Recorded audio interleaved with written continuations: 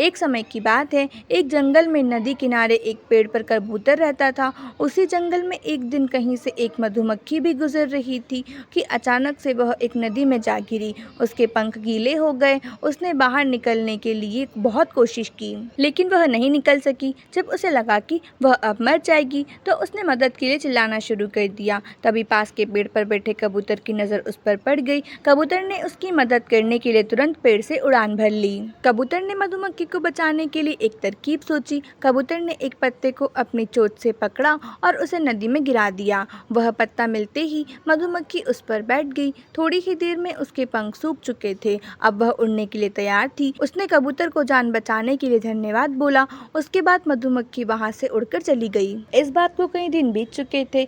एक दिन वही कबूतर गहरी नींद में सो रहा था और तभी एक लड़का उस पर गुलेल से निशाना लगा रहा था।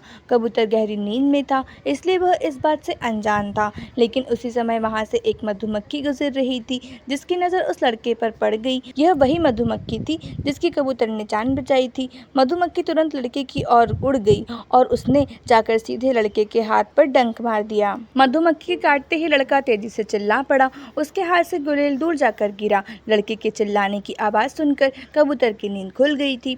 वह मधुमक्खी के कारण सुरक्षित बच गया था। कबूतर सारा माजरा समझ गया था। उसने मधुमक्खी को जान बचाने के लिए धन्यवाद बोला और दोनों जंगल की ओर उड़ गए। कहानी से सीख। इस कहानी से यह सीख मिलती है कि हमें मुसीबत में फंसे व्यक्ति की मदद ज़रूर करनी चाहिए। इससे हमें भविष्य में इसके अच्छे परिणाम ज़रूर मिलते हैं। आज की स्टोरी बस इतनी ही। अगर स्टोरी अच्छी लगे तो लाइक शेयर एंड सब्सक्राइब करना बिल्कुल मत भूलिएगा। मिलते हैं नेक्स्ट स्टोरी में, तब तक के लिए थैंक्स फॉर वॉचिंग।